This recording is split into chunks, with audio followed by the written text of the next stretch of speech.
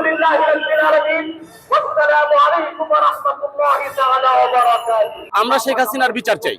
পাশাপাশি সে যে পরিমাণ তার ভারতের স্বার্থ টিকিয়ে রাখার জন্য সে যে পরিমাণ খুন, গুম, হত্যা, রাহাজানি, সে যে পরিমাণ সম্পদ বিদেশে পাচার করছে, এগুলোর আমরা সুষ্ঠু তদন্ত করে সুষ্ঠু বিচার চাই। এই বাংলাদেশ হিন্দু, বৌদ্ধ, মুসলিম সবাই বসবাস করে, কাজেই বহুত্ববাদ হতে পারে, মানে রাষ্ট্র ধর্ম ইসলাম এটা হতে পারে না। তাহলে আমরা মনে করি যে সংখ্যাগরিষ্ঠ মুসলমানদের অপমান, কাজে এই দাবি কোনোদিন মুসলমান মানতে পারে না। আর 2 নম্বর হলো, সংসদের মধ্যে বিসমিল্লাহ দিয়ে সংসদকে কার্যক্রম শুরু করা হতো। এখন দাবি উঠাচ্ছে যে শুধু বিসমিল্লাহ দিয়ে শুরু করা হলে অন্যান্য জাতিকে বৈষম্য করা হচ্ছে। যেখানে 95% মুসলমানের দেশ, এই দেশের মধ্যে কাজ বিসমিল্লাহ দিয়ে শুরু করা হবে, ইসলাম দিয়ে শুরু করা হবে, কোরআন দিয়ে শুরু করা হবে। এছাড়া ভিন্ন কোনো ভাবে শুরু করা হোক, এটা মুসলমান মানতে পারে না। নারী নীতিমালা যেটা, এটা যদি বাস্তবায়ন হয় তাহলে ইসলামের ক্ষতি হবে, কোরআনের ক্ষতি হয়। আর এই কোরআনে আয়াতে ইসলামের মধ্যে সরাসরি সংঘর্ষ হবে। আমরা চাইতেছি সরকার যাতে নীতিমালা প্রত্যাহার করে।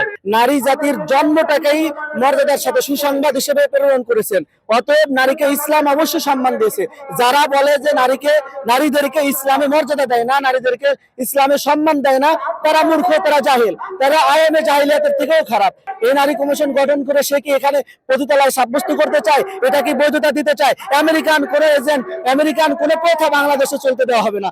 এই বিষয়ে আমরা দাবি জানাতে আমরা আজকে হেফাজত ইসলামের ডাকে এখানে আমরা একত্রিত হয়েছি। পাশাপাশি আরেকটা দাবি আমরা তুলে ধরতে চাই যে প্রত্যেকটা আলেমকে যারা মিথ্যা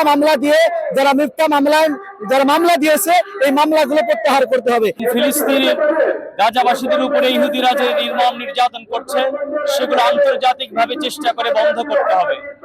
এবং আরেকটি দাবি হচ্ছে সংবিধানের মধ্যে আল্লাহ তাআলার প্রতি পূর্ণ আস্থা এবং বিশ্বাস স্থাপন করতে হবে। ইসলাম বিদ্বেষী কোনো কার্যক্রম হলে তার বিরুদ্ধে আইন পাশ করা হোক, এবং আমাদের বিরুদ্ধে যত মিথ্যা হয়রানি মামলা আছে আলেম ওলামাদের বিরুদ্ধে, আপনারা জানেন যে এ পর্যন্ত 16 বছরে বেশিরভাগ আলেম ওলামারাই বেশি নির্যাতিত হয়েছে। আমরা এই মিথ্যা মামলাগুলো প্রত্যাহার চাই, এবং আমরা চাই কোরআনে একটা সংবিধান এবং কোরআনে যে সম্মান দেওয়া হয়েছে নারীদেরকে, আমরা সেই সম্মান তাদেরকে অটুট থাকুক। হ্যাঁ, আমরা কোরআনের মুসলিমদের ধর্মের যে নারীদের যে অধিকার দেওয়া হয়েছে, সেই অধিকার আমরা দাবি করতে চাই।